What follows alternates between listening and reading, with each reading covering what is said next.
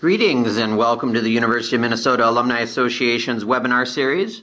My name is John Ruzek and I'm the Senior Director of Alumni Networks and your host today.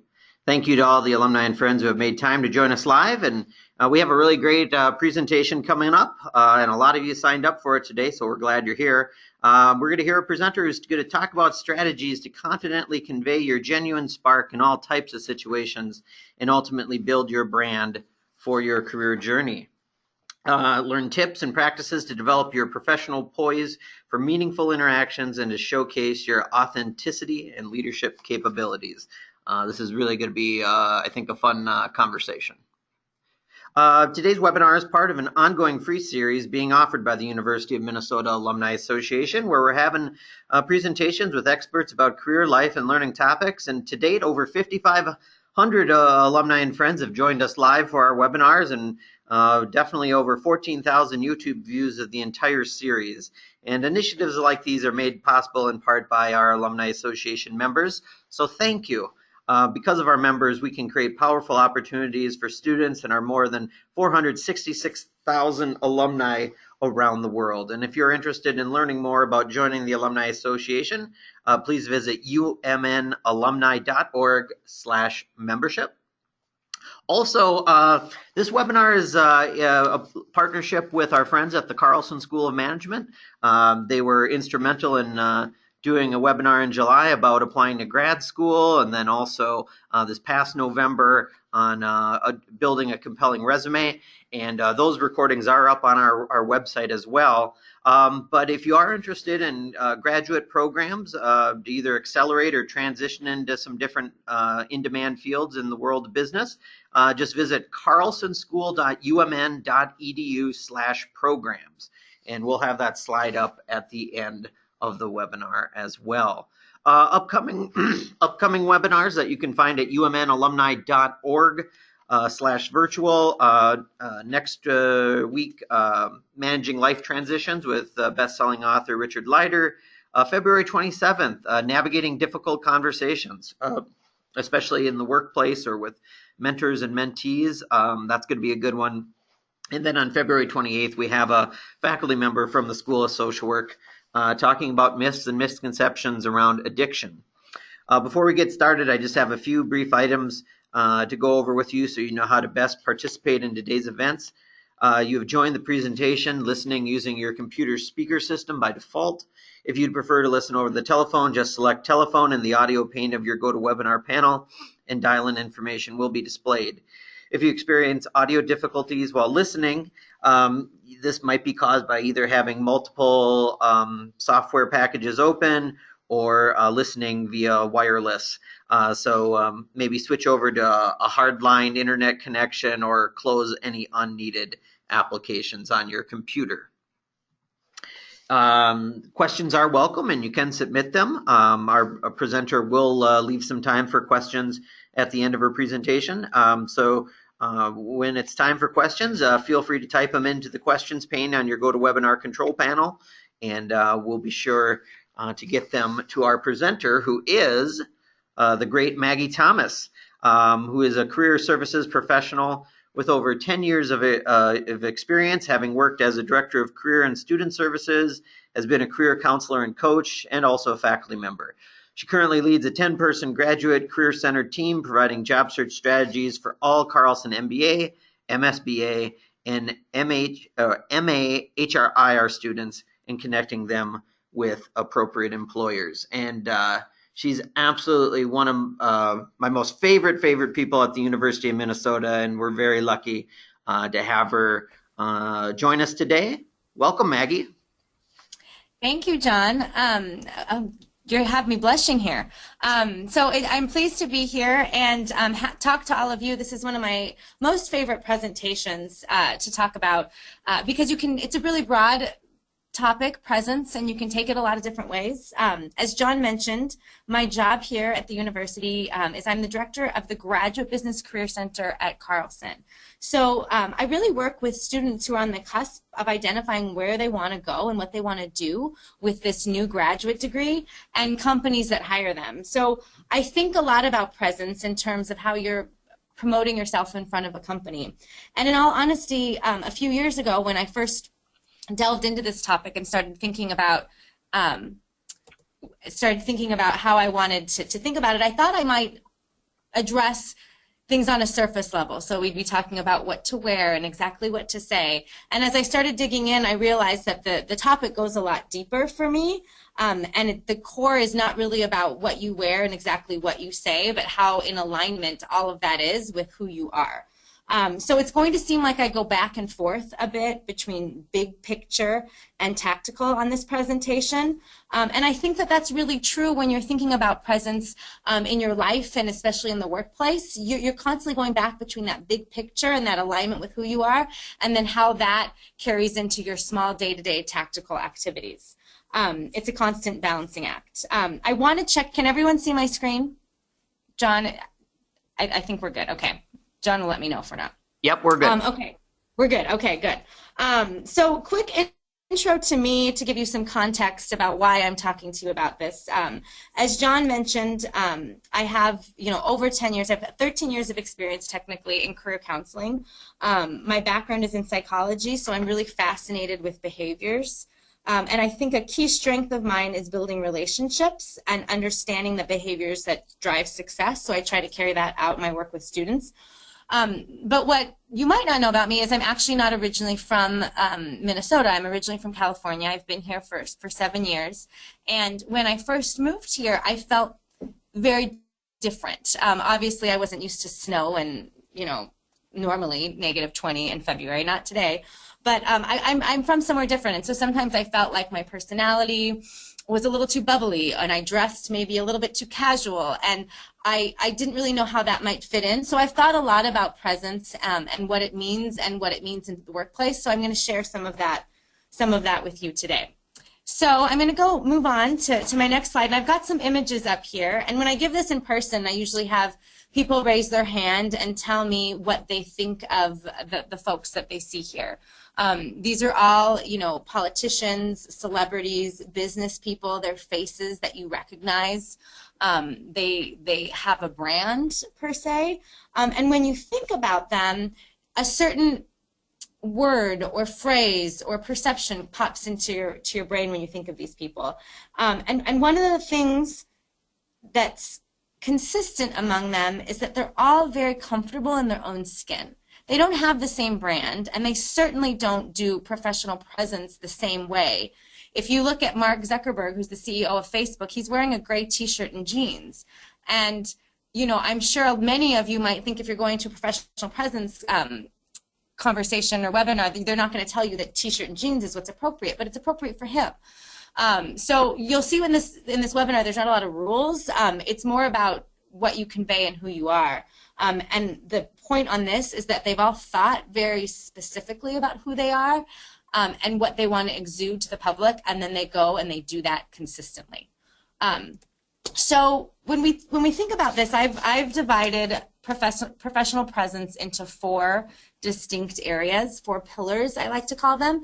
And I'm going to talk about each of these pillars in length. The first one that you think about is how you act. So that's, your emotional intelligence. People like to call it your EQ, your charisma, how do you behave in front of other people. Another one that comes up quite often is how you speak. How do you speak to people one-on-one? How do you present? How do you manage meetings? What are the words that you choose? How do you communicate with others? Another is how you look. Yes, there is an element of, your physical presence and what that means. So what you put on, how you take care of yourself, that goes into professional presence, whether we like it or not. So we'll definitely touch on that. And then finally, how you feel, and that's actually the area I'm going to spend the most time on, and that's the area I'm going to start with. Who are you at the core? And is that in line with the other 3 pillars? Are you acting congruently with who you are on the inside?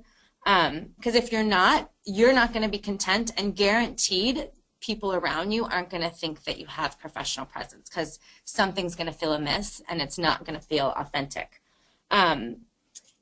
After each section, when I touch on feel, act, speak, and look, I have questions at the end for you I'm going to read them off, and there's a slide on them, and I'm going to have you think about, how you are in each of these areas and take some time to jot that down and process some of it. I think the questions sort of help you gauge, okay, where am I with this, and am I on the right path? Okay, so let's dig right in. Okay, yes, I'm starting with a children's book poem. What I haven't told you yet, and it's been a whole 5 minutes and I haven't shared, so that's pretty good for me, is that I actually have two daughters. They're 6 and 8 now. Typically I start off when I tell a little about myself, I always talk about being a mother first and foremost. And so, as you can imagine, with 2 elementary school age children, I spend a lot of time reading children's books these days. And my 8-year-old right now is very into poetry, and she's really into Shel Silverstein, who's a famous, for those of you that don't have kids or have forgotten, he's a famous children's poet, and he illustrates a lot of his work as well. And the first time I read this poem to my daughter, I actually teared up a bit about it, and I'll read it to you. Masks.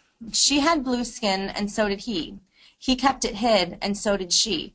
They searched for blue their whole life through, then passed right by, and never knew. And as I said, the first time I read this, I teared up a little bit. And my daughter, it was interesting at the time, it was a couple years ago, she said, "Mommy, why would anyone want to wear a mask all day?" And I think that gets to the heart of all of this. Why would we want to wear a mask? I am not going to sit up here and tell you to wear a mask and wear a suit and talk like someone you're not, so you are considered professional. That's just too much work, and nobody's going to buy it. And this hits home with me a lot because my role here is I work with business students, and a huge chunk of my job is working with MBAs. And I'm sure many of you out there are some of our MBA alumni. And the thing about MBAs is a lot of times they come here, they're type A, they're extremely smart, they're driven, and they want the best job. But they also all want to do what they think they're supposed to do, right? They're supposed to get this certain job, and they're supposed to do the right thing, and they're supposed to wear this blue suit, and they're supposed to be professional at all times. And sometimes we have to pull back those layers and say, okay, wait a minute, you're making this incredible investment to yourself. Why are you in business school? What do you want from this? What excites you about business?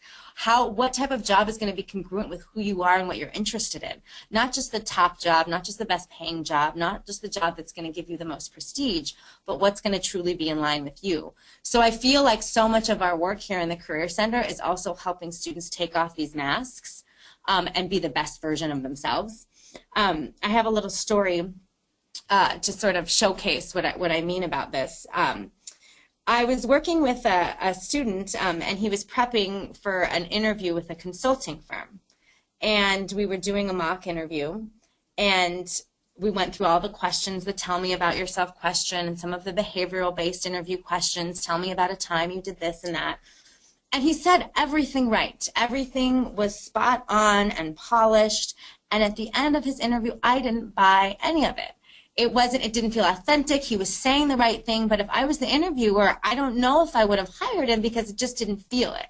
And so I stopped him and I said, okay, can you tell me why you want to be a management consulting? Why do you want to go into consulting? And he looked at me sort of puzzled and started to give me that same answer that he had. But I said, no, really, honestly, why? When you came here and you thought about all the different career options, why did management consulting pique your interest? And he stopped for a minute and he started telling me the story about when he was a child, his favorite thing to do was puzzles.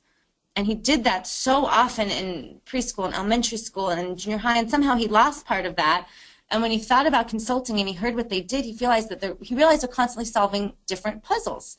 They go in, they solve a problem, and then they go and they solve another problem. And to him, it felt like problem solving, and it felt like this core of who he was that he didn't always get to tap into. And I said, great. Can you tell that in your interview? Can that be part of your story? And he said, well, that's not what everyone else is saying. And, my answer was, great. I think you should wear a blue suit like everyone else and have the exact same interview answer as everyone else, because for sure, that'll make it really easy on the interviewer. So needless to say, I think he got the point, and was able to weave in a bit of himself into that interview question, and stop thinking he needed to wear this mask that matched everyone else, and instead just be who he is and hope the interviewer connected with that. And we see this a lot of times with students thinking they need to pick a certain career because it's the most prestigious one. And so they go around for several months trying to network and be that person that matches that certain career path. And when they spend some time being exhausted for several months trying to be something they're not, we get to spend some time thinking, okay, what's really interested you in class? What are the areas that you're drawn to? Let's spend some time searching in that area. So that's my soapbox sort of on wearing masks, because I see it a lot, and I think that before you talk about presence, you've got to take the mask off. So, oops, I'm going back here. To not wear a mask and to truly be authentically in line with who you are, you have to allow yourself to be vulnerable. So I'm going to attempt to play a clip. And John, let me know if this works or not. I should have asked you if a clip will work. Will it work? I think we can try it. I don't think it's going to work. You don't think it's going to work? You know what? I can sort of I've seen this clip so many times. Why don't I just summarize it? And I can let everyone know where they can find it if they want to do it. Yeah, and actually in the follow-up email after the webinar, if you send me the link, I can reference it in the email that everyone will get to. So, perfect. So this is a clip from Brene Brown. She is a best-selling author. She does a lot of work with Oprah, but she also writes. I think she has 3 or 4 best-selling books right now. This is a clip from her TED Talk, and it's on the power of vulnerability and how important it is to allow yourself to be vulnerable and who you really are in order to achieve greatness. In order for anyone to buy that you're a professional, you need to let yourself truly be vulnerable and be who you are. And to be truly who you are requires that vulnerability, right? Because people are going to see you. And she's backed up with research. She's a PhD in this. She's from Austin, Texas, or from Houston, Texas, I'm sorry. And it's a really interesting talk, and she has a book around it called Daring Greatly that I highly recommend, because I think it gets to that piece of being that best version of yourself. This was fairly powerful for me when I was applying for the role I currently have. I was a little bit nervous because in full disclosure, I don't have an MBA. My background is psychology, and I paid my way through undergrad waiting tables and then got my master's in psychology in California. So I didn't know if I was going to fit into that business, that MBA mold. Are the students going to respect me as not having an MBA? And her book, a friend of mine at the time encouraged me to read Daring Greatly and said, just be the best version of you. And if they don't want that, that's all you can give, right? And I found that her TED Talk and her book were really, really helpful in that. So I would encourage everyone about that to go ahead and check it out. So to conclude our feeling section, yes, I went from Brene Brown. I went from a children's poet to Brene Brown to now the leader of the civil rights movement in the 1960s. So I've got some images here of Martin Luther King. And Martin Luther King Day was only a few weeks ago, and I did mention that I have elementary school age children, so he's always top of mind when they come home from school, and particularly on that day. But I put him out here because he was so powerful in connecting people to his mission and to this greater good. And it's because he had the courage to be himself. Truly great people that have professional presence are connecting. People connect to their message and buy it, and people only buy it if you're being authentic. And he was a master at that, so that's why I show that. So some questions, and as I mentioned, at the end of each section, I'm going to have questions for you to sort of connect to where am I with this? So one, where am I, and how do I feel about that? Where are you right now in your career or your personal life, and how do you feel about that? Does that feel congruent with who you are? Do you like what you do? Do you like how you spend your days? Do you have enough free time? What do you enjoy doing? Truly, what do you enjoy doing? Because you need to do more of that. If you find what you enjoy doing and can find a career that matches that, the presence will automatically come. What do I care about? What are things that I feel connected to from a purpose standpoint? And then what do others say I'm good at? This is always a good one to ask. What do people compliment you on? Because you should probably be doing more of that, because that's probably in line with who you are. And I did throw out here a website called imperative.com. Imperative is an organization that was started by Aaron Hurst, who wrote a book called Purpose Economy. And they give an assessment. They have a free version, and then they have a bigger version for those of you that might be in training and development, if you're thinking about it for your organization. But it helps people identify their purpose type. So there's 16 types of purpose types, and it looks about how you serve, why you serve, and who you serve. And so for that what do I care about question, I feel like Imperative is a really good tool for helping you identify your purpose type, because when you find something that you care about, again, that presence comes because it's congruent with who you are. And we use this survey, or this assessment, I should say, with our MBAs, particularly those that are interested in impact, social impact, or nonprofit work. Okay, so moving on, that is how you feel, and that, like I said, to me, that is the most important part of all of this, is really spending some time with yourself and introspectively thinking about what do you want and what's important to you. Next, you want to make sure that the way you act is connected to that, and that you're being the best version of yourself, right? You're being yourself, but the best version. So in 2014, Forbes sent out a survey to several top executives from Fortune 500 companies. I think it was Fortune 1000 companies, a little broader. And these executives, when they were asked what the most important part or aspect of executive presence was, 2/3 of the people stated gravitas, which is this buzzword right now. And common areas of gravitas are listed here. Their confidence, vision, organization, and energy or pizzazz. And so I'm going to touch on a little bit of those, because I think when you're thinking about how to act, you want to make sure that, again, you're being true to you in all of these areas, but making sure that you have a vision, making sure you're confident, being organized, even if that doesn't come naturally. How can you be more organized? And making sure that your energy level is up. So for confidence, some people struggle, particularly when you think of presenting. We work on this a lot with our students. How do you convey confidence even when you're not?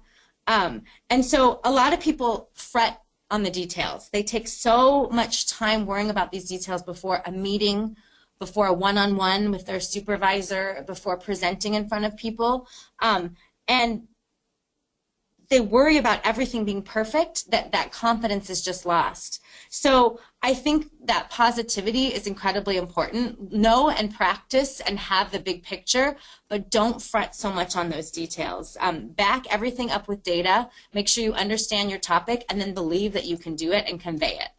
If you spend so much time on the details, the message gets lost. And I see that often, and more and more again, that folks that spend too much time on the details don't come across as confident. So practice, have your data, but don't try for perfection, because that's where people get lost, I believe. The next is leadership vision. So do you have an idea of what a true leader is? Have you spent time thinking of who you admire? Because the more you spend time on who you admire, and how that's connected to you and congruent with you, that vision is there, and having that vision of how you want to behave and the type of leader you want to be will naturally come. Identify who that person is, whether it's a mentor, whether it's someone that's a leader at your company, whether it's someone in the community that you admire. What is it that you admire about them? Why? And list that and think about it, because those are probably things that you should probably start doing, or think about how you can convey with your own small team, or in your personal life, or with your colleagues and coworkers. The next one is organization, and I sort of cringe when I talk about this one because I am not the most organized person, but I am a work in progress. But I can tell you that people that come across as not organized do not have gravitas, and you have to work on it. I used to work with this lovely colleague who would come to every meeting with papers strewn out of her folder, and I mean little bits of Post-it notes falling out everywhere, along with her tea mug and her lunch. And it just in our meetings, which were team staff meetings, you know, she didn't seem as dependable as the rest of us because that organization just wasn't there. If you're leading a meeting, not just attending a meeting, but if you're leading a meeting, is there an agenda? Do people know what the goal is? Are they going to leave that meeting knowing what was expected of them? I know so many of us we're swamped by meetings, and you attend meetings that are just meetings for meeting's sake, without a goal, without a vision, and the leader of that doesn't come across as someone who has gravitas if they're not letting you know why you're there and, helping you feel that your time is really well utilized. And then the final thing on this piece with gravitas is energy level. Are you taking care of yourself so that you can really be energetic in the best possible way at work? Are you eating well? Are you sleeping well? On the flip side, do you seem frantic and hyper? Is that energy level pretty steady, pretty true to who you are? We all work with someone who seems down all the time or overly tired. And if you have a leader that is exuding that, it's hard to follow, and it's hard to buy into that vision if that energy level isn't there. And truly, so much of that comes from taking care of yourself. All right. 1 second, I'm taking a sip of water. So that's gravitas in a leadership component. The other area is, I think, how you interact with people on a day-to-day basis, whether it's at work, whether it's in your personal life, whether it's commuting. And I show a bunch of images of people that are from different walks of life, in different roles. And the meaning of this right here is to symbolize curiosity. Are you curious about other people? Do you listen?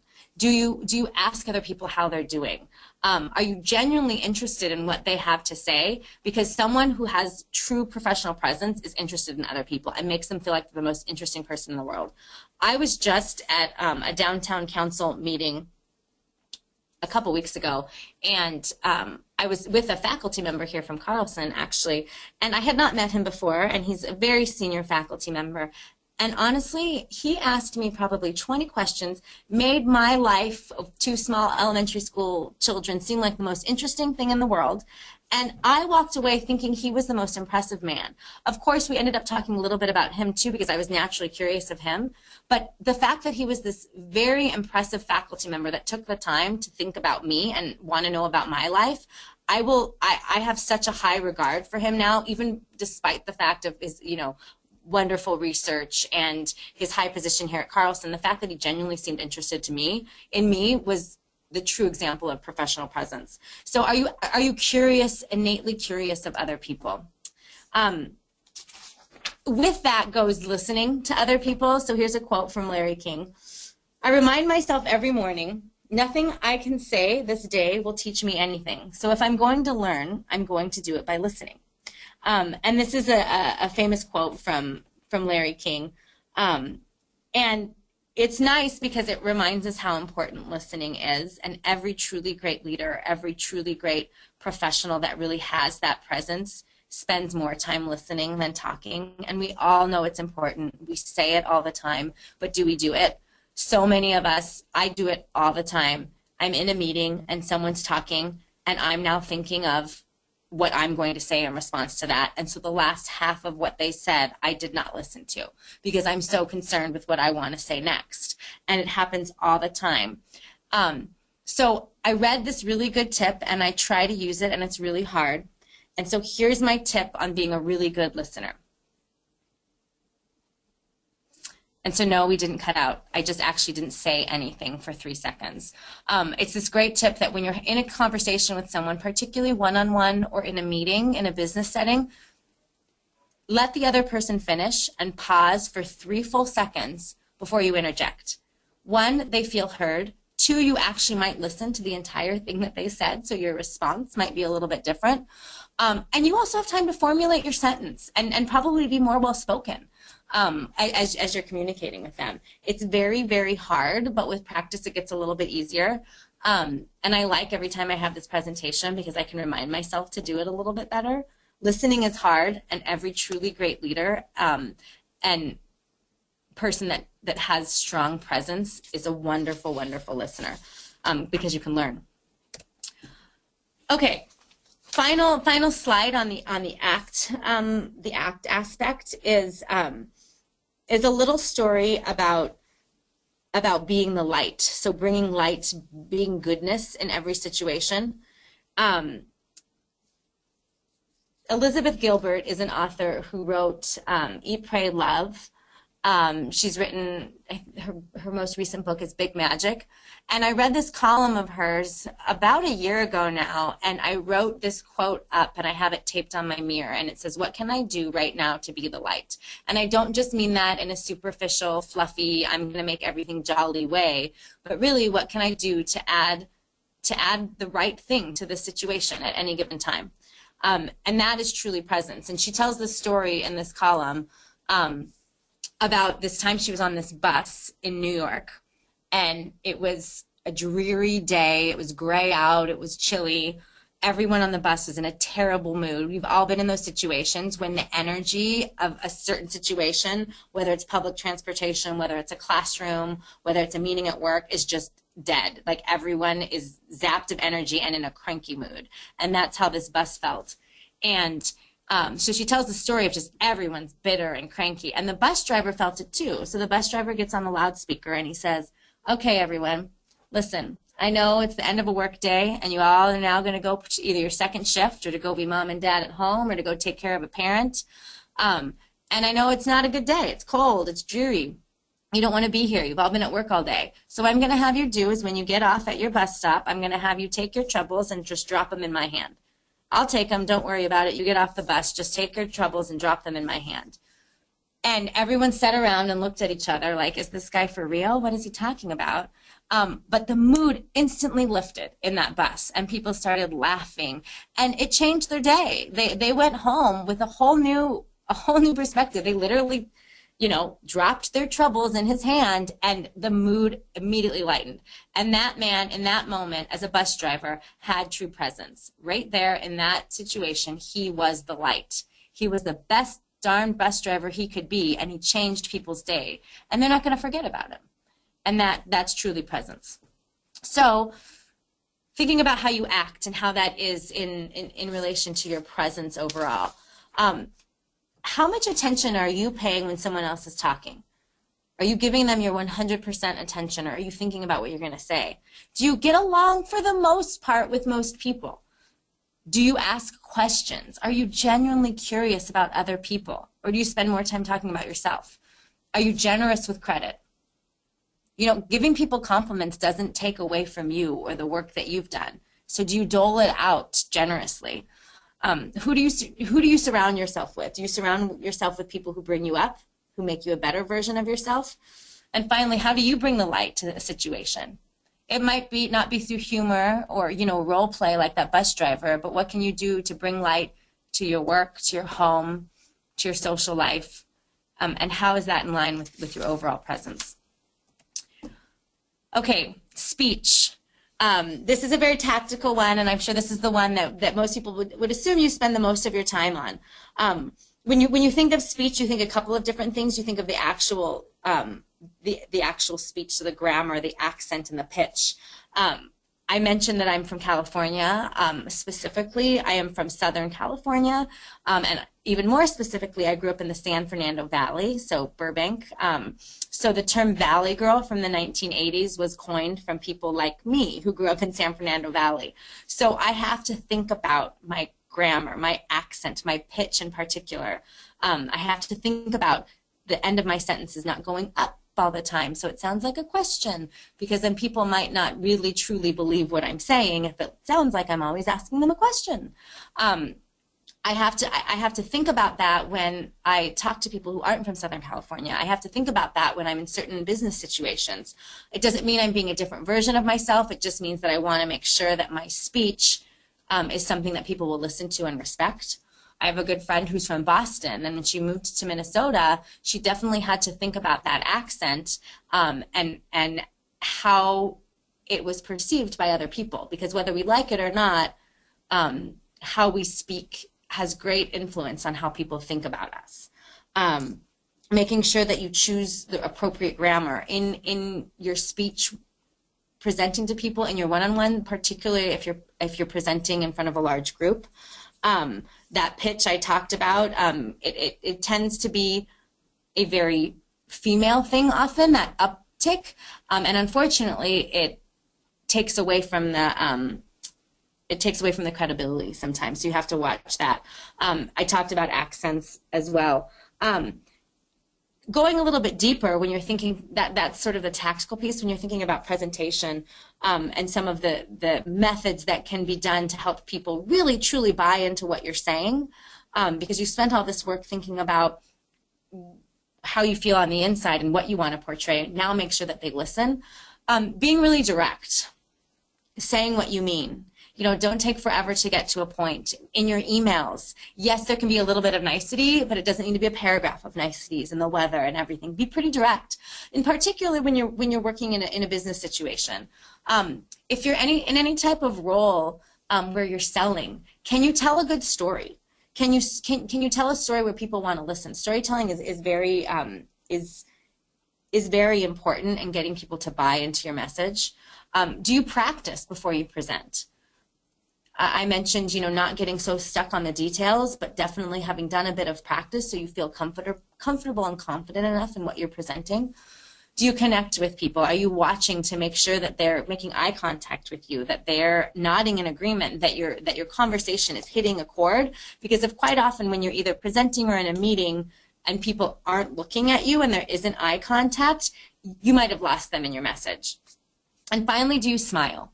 It's a tiny little thing, but people respond to smiles and warmth. And so ensuring that when you're in a meeting, when you're in a one-on-one scenario, if you're presenting to a large group, that there is some amount of warmth being exuded. That goes across the board.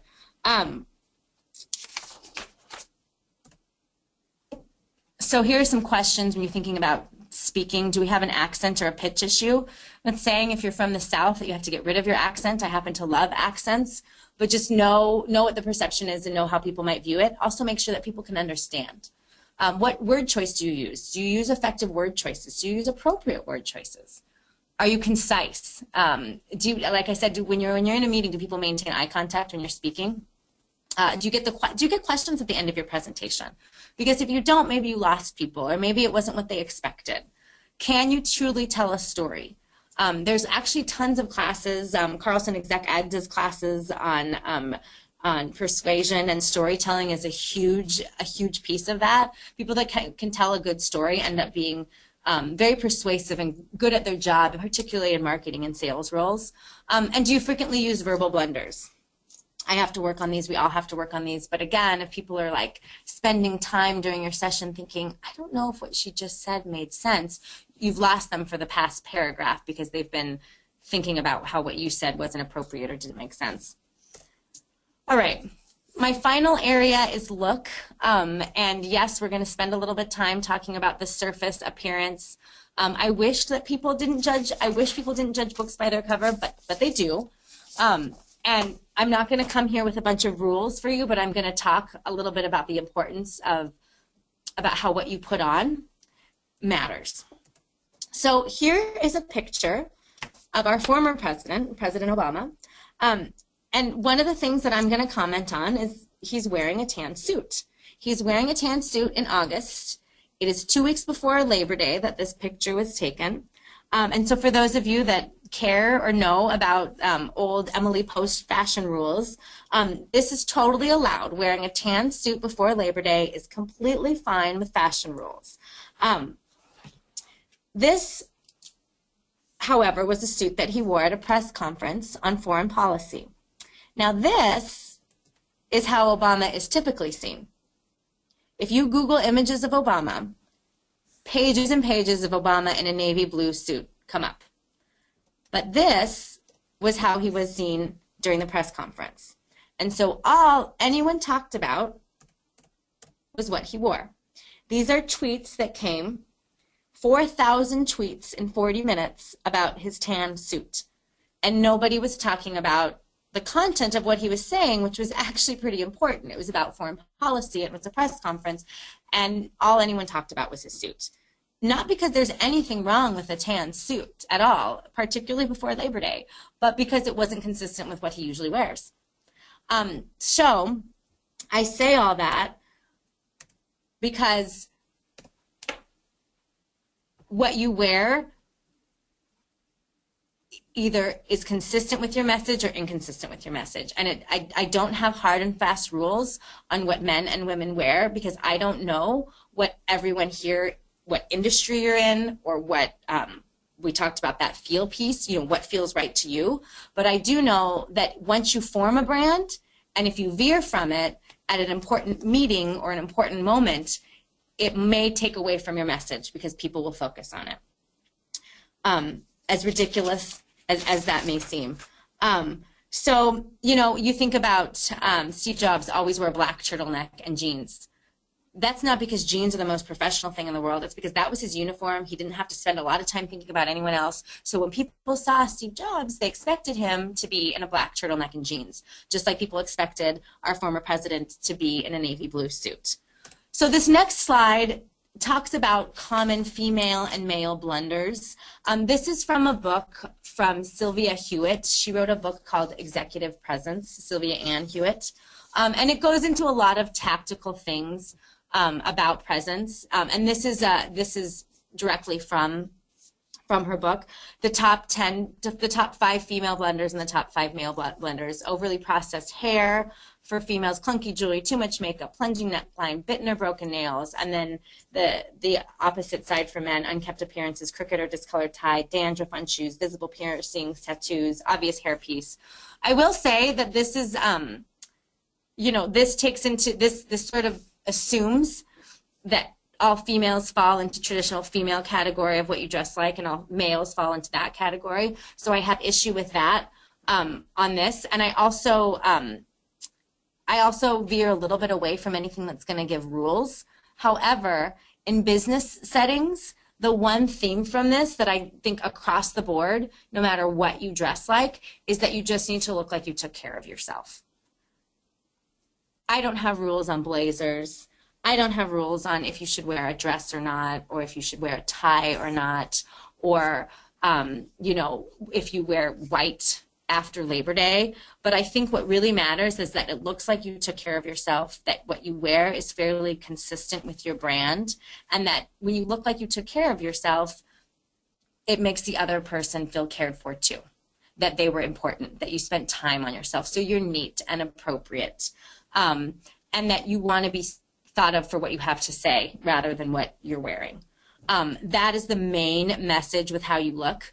I can go into nitty-gritty for specific attire tips for certain business interviews at certain companies, but across the board, I would probably I'd first talk about if that company is right for you or not, because if they are saying you need to wear a suit at all times and that doesn't feel congruent with who you are, then maybe that is not the right company for you, if wearing that suit is something that you don't want to do. So, all of this goes a little bit deeper, and the main heart of all of this with that look piece and what you wear is that you look like you took care of yourself and it was purposeful. If you have a beard, does it look intentional? Is it shaved neatly? It just doesn't look like you didn't shave. If you have long hair, make sure you're not constantly playing with it, right? There's no rules against it, but if you're constantly playing with your hair, it might take away from your message. You can wear jeans and a t-shirt. Mark Zuckerberg does, but I can guarantee his t-shirts don't have stains on them. They're taken care of, and he also works for a tech company where that's completely appropriate. Being casual and working at that kind of environment is important to him. He wouldn't want to go work for an iBank because that's not congruent with who he is. So again, all of this really goes back to that who you are piece. And some questions to ask yourself. When you arrive at an event, do you feel appropriately attired? Do you feel comfortable in what you're wearing? And is your outer image matching that inner piece? Is it matching the role you're in currently and the role you aspire to? Is it also matching who you authentically feel that you are? So that is in a nutshell, some of the main things that I think about when I think about professional presence. Getting to the heart of how you feel and making sure that you know what you want, and that then the way you act, look, and speak is congruent with that. So in conclusion, I've got a quote from Judy Garland. I'm sure a lot of you have heard this, but I like to end this presentation with this. Always be a first-rate version of yourself and not a second-rate version of someone else. We see it a lot. You see someone who's so professional and have such amazing presence when they walk into the room. So you think, gosh, if I could just be just like that, I'd have it made. But the thing is you're not going to be that. You're just going to be that best version of you. So spending some time and figuring out what it is a constant daily task, but really that is going to give you presence. Spending time figuring out who you want to be, where you want to be, and being the best version of that, ensuring that how you treat people matches who you are, that how you speak matches who you are, and how you look matches who you are, is truly the best way to authentically convey professional presence. That is what I have, and I am happy to take questions. Oh my God, I went for almost 45 minutes. Yeah, no, this has been great, Maggie. So folks out there, if you have questions, type them into the questions pane, and I'll be looking at them, and we'll get some by Maggie here as we have a few minutes left before we end at 1 p.m. Central. So if you have questions, feel free to type them in right now. Maggie, with let's just say oftentimes what I get questions on. As far as let's say it's maybe a generic networking event, either how can people kind of instill that inner confidence or just kind of just general tips about presence within, let's say, not a job interview, but like a networking event where maybe they'd want to come off a little bit more professional and be noticed. Yeah, so I think for networking events, typically, in terms of what you wear, sometimes it's always good to ask the host, what are people wearing? So business casual, following the rules with that, which tend to be, we have a 3-piece rule. So, a blazer or something that follows that 3-piece rule, which I could go into details on. But how do you connect with people? I think is having a good idea of why you're there, and then asking a question. So if you see someone that you want to talk to, walking up and introducing yourself and what drew you to the event, and then having a great question for them. And again, it goes back to that being interested in other people. But I do think that in order for you to feel comfortable and confident there, sometimes it is good to ask what the attire piece is and know why you're there. And maybe you're there because you're networking, because you are looking for another position, or you're interested in this particular industry. And so being really authentic about that is important. And then asking them a question will lead to a conversation, because inevitably they'll get back to you. But having a question for them, and not being afraid to walk up to somebody new, not being afraid to walk up. I mean, it's a networking event, so people are expecting it, and it can be hard. So maybe looking for smaller groups of 2 instead of large groups that are clumped together, but not being afraid to walk up and introduce yourself. Absolutely. Great question here from someone. How should you give feedback to subordinates or team members on dress? Oh, that's a good question. So I think it's hard, and I think it sort of depends what you're addressing. If you have feedback because you heard it from somebody else, I think it's really good to be direct and say, this might be a little bit uncomfortable to address, but I did receive feedback on your attire at this particular event. I was wondering how you felt about it. I think a lot of times when it comes to what they're wearing, asking them how they felt, did they feel comfortable, is a good way to open up that dialogue and have a conversation about it. But I also think being direct, particularly if you received feedback, is good. If you didn't receive feedback, but you just see that they're wearing something that they shouldn't have, I think addressing it directly is the most important thing, and then explaining the why. So, maybe you're in a sales industry and you have to make sure that your attire is matching one step above the clients that you're trying to sell to. Maybe you're in a situation where you're with students, so you have to make sure that they see you as a little bit of someone that they respect and not as one of them. So having a reason behind that is important, but I think dealing with it directly and as soon as possible will alleviate any embarrassment, because if you take a while to give it back and they continue dressing like that, they're going to feel pretty embarrassed that it didn't get nipped in the bud earlier. Thanks. Here's another one. Do you think there are, it's a longer question, so hang with me here. Do you think there are cultural differences related to communication? I'm from the East Coast, and my colleagues joke with me that I'm overly confident about my opinion or overly direct, and I feel like in Minnesota you have to downplay your abilities or confidence to not seem bossy or rude. And I know from our time working together at the Carlson schools, sometimes we would see that with, students and things like Yes. that. So what's kind of your take on that? Yeah, I completely agree. You're not the first East Coast person to tell me that. And honestly, even from California, I feel like I still have to be even softer with Minnesotans. So I think, again, don't change who you are, because being East Coast and direct and confident is part of your brand, and Minnesotans need that. But I do think being mindful of the fact that you've had feedback that, or you're aware of the fact that it might rub some Minnesotans the wrong way. So how can you still be direct, but also soften that message sometimes with certain people? And particularly maybe if it's Minnesotans that you don't know yet, how can you be direct in your feedback, but also soften it with pleasantry or a collaborative approach? So it's sort of this mixture of knowing your audience and making sure that they hear your message, but not necessarily changing who you are. And I also think, one of the things that we tell students is, as we get East Coast students all the time, is you also want to be looking for a company that values that, right? I mean, if you're looking for an organization that is, you're constantly going to feel like you're having to downplay who you are, soften it, that's going to feel exhausting after a couple of years. So ensuring that you're at a place that values that, yeah, I'm from the East Coast and I'm direct, while you also are always making sure that your message can be heard. Another attendee asks, any tips on how to speak authoritatively when you are asked an unexpected question, something that you're maybe not prepared for? Any thoughts on that one? Yeah, I think that's a good question. I have some thoughts. I think honesty is the best policy. So if you're asked a question in a meeting that you're not prepared for, I think, stating that in a kind and appropriate way is wow, I hadn't quite expected that question. Let me take a second to think about that. Based on the data I have right now, here is what I think, but I'd like to spend some more time thinking about that and looking through some of my information, talking to my team to make sure that I'm answering that appropriately.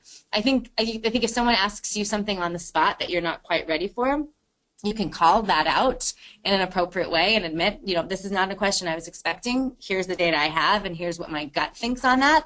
But I'd like some more time to take that back and review it and get back to you. Mm-hmm. Here's a good one. What about humor in the workplace or during presentations? I imagine that's maybe a double-edged sword. Yeah, I think that it depends on the place that you work. I mean, I don't know if I'd want to work for a place that doesn't like humor in a presentation, but if you're at an organization where you can tell, and I also think it means, what is the client? If you're presenting in front of a client that's pretty buttoned up and is not going to appreciate this, and your whole objective is to sell, then maybe you eliminate the humor. But I mean, if you're presenting at work and constantly this is a place that you feel not right, interjecting jokes or being witty, then that might not be a good match. I think it's judging your audience and knowing your audience well. But again, at the end of the day, if you're feeling like you constantly have to not have humor, that wouldn't be a good fit. But for the most part, I mean, to be really candid, for the most part, I think humor in a presentation that's appropriate is appreciated. I mean, people are sitting in and out of presentations in business scenarios all day long. Who doesn't want a little levity in the situation? Absolutely. Here's one. I work for a nonprofit organization. This is a female attendee on the webinar. Do you think it's okay for me to not color my hair? I'm completely gray. So the question is it okay? I work for a nonprofit. Is it okay for me to not color my hair? Yep. Yeah, absolutely. 100%. I think, yeah, that's my answer. All right. Well, yeah, the hair coloring is not sponsoring this webinar today. So no, it's not sponsoring, and I think especially if that is, again, I'm gonna give a little context to that. Again, especially if it looks purposeful. We all know people that go gray, and it's purposeful. It doesn't look, you know what I mean? Like you have hair is cut and taken care of, and just like shaving, as long as it looks purposeful and taken care of, that's you and that's your hair color, and you should embrace it. Here's another one. And actually, multiple people have said thanks for a great presentation, so I want you to know that. This person says, I just started a new job and I'm trying to feel out the culture. How do I not come off as trying to replace people or take over their assignments? Oh, that is a really good question. Um, and it's hard, right? Navigating, and I think it's going to depend on people. We've all been in a situation when you're at a new workplace and you want to step in and show you can do the job and show that you're part of the team. And there will be some people that are really gracious about, yeah, take this project, or why don't you partner me on this? And then we all know people that you can tell that you're stepping on their toes. Like you can feel it and it feels like you're coming in too eager. And so I think being aware of that and being really good, it sounds like you're probably already really good at, being intuitive to other people's needs. So I think that if you feel like you're coming in and you might be stepping on people's toes or a certain person's toes, be respectful of that, and in your messaging to them say, hey, I'm just looking to help and learn. I'd love to learn from you, would be a good way to approach that. So I think it's sort of case by case on team members. And I also would ask your supervisor. Hopefully you have a supervisor that you can be really candid with. I really want to understand the culture here. I want to show I'm a team player and jump in, but I don't want to step on other people's toes or replace people. Do you have any insight on how I should handle that? Mm-hmm. I know you've mentioned a few websites during the presentation. One person asked, are there any other resources or services that you're aware of that help quote unquote diagnose gaps in professional presence? Anything you've either seen online or, I know there's a variety of kind of like, leadership coaches and things like that, independent folks. Yes. Yeah, I think, there's tons of leadership coaches that you can look up online. There's a coaching organization. John, I'll try to remember the name of it and I can send it to you and follow out, where you can look up leadership coaches or executive coaches in your area. Because I think that if you really want to identify gaps specifically for you, that is a conversation you have with your coach where this is the goal, this is where I want to be. What am I doing? What do I need to address, right? And a coach can help you with that. So if you really want to get specific to you and gaps, I would work specifically with a leadership coach. I will say, too, that the Carlson School of Management, the Executive Education Center here does do a executive presence and a professional presence course as well. And that's more broad, but it tends to be a little bit of a small group, so you can get some tips from that. And then I mentioned the book by Sylvia Hewitt, which I think is good too, particularly in a more traditional, if you're looking for more traditional business advice on that topic. Mm-hmm. Okay, I'm going to do one more here. All right.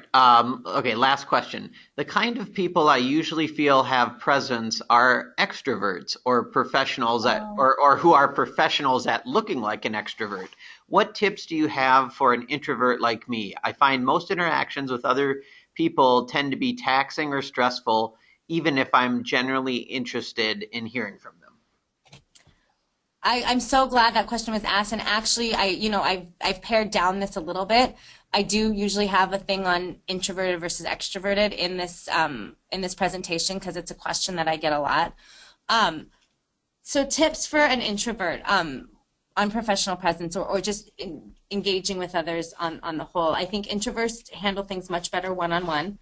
So as much as you can have interactions with your team members one-on-one, the better, because it's less taxing for you. You truly are interested. You can get your point across. You can listen easier. So creating an environment where you can have more one-on-ones with team members, I think, is important. Networking one-on-one is easier. So even if you do go to a networking event, trying to find one person or know that you're going to make one meaningful contact, not 10 like an extrovert might want. And in terms of presenting in front of people, with an introvert, I think it's all about the message. So really buying into and understanding that message and delivering it and practicing it is really important. Those are some superficial tips. There's a great book called Quiet. I'm forgetting her name, but I'll send it to you, John. And it talks about introverted and how introverts really rule the world. So kudos to you for being an introvert. But it's definitely a really good question to ask, and I would highly recommend reading that book.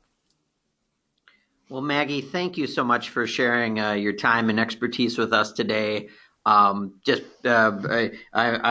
personally, I'm just happy to have had a chance to listen to you speak for the past hour, because I'm always learning something, and always learning something from what's coming out of the Carlson School. So really appreciate the time that you've shared with us today. Thank you, John. It's been a pleasure. You're so great to work with, and thank you everyone for listening. All right. Well, thank you again, Maggie. And and that's the wrap up of our webinar today. We actually have a great series coming up here in the next couple weeks of some webinars. So if you want to check those out, umnalumni.org/virtual. And then